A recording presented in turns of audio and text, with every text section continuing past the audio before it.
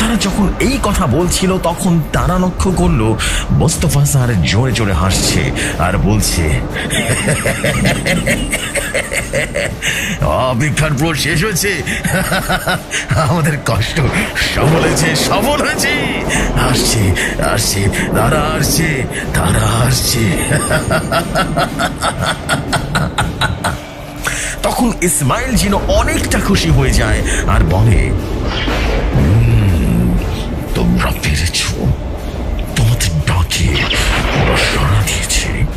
তখন জ্যোৎস্না কবিরাজ, বাহার কবিরাজ আর ইস্তেয়াক হুজুর একসাথে বলে উঠল, আপনারা কি বলছেন?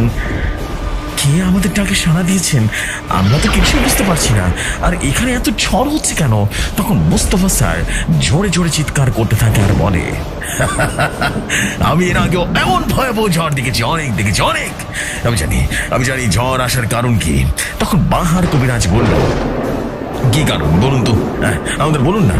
তখন ইসমাইল জিন জোরে জোরে বলে উঠল, কারণ এখানে ত্রিভুবনের সবচাইতে শক্তিশালী দুজন জিন আসছে, যাদের আগমন এই প্রকৃতি সহ্য করতে পারে না। যারা আসলে পুরো প্রকৃতি লন্ডভন্ড হয়ে যায়, যাদের আগমনে পুরো জিন জাতি কেঁপে ওঠে। এই দুনিয়ার সবচাইতে শক্তিশালী জায়ান জিন আর অমর জিন এখানে আসছে। আমি তাদের উপস্থিতি টের পাচ্ছি এই মায়াপুরী গ্রামে। ওরা তোমাদের ডাকে সাড়া দিয়েছে, সাড়া দিয়েছে।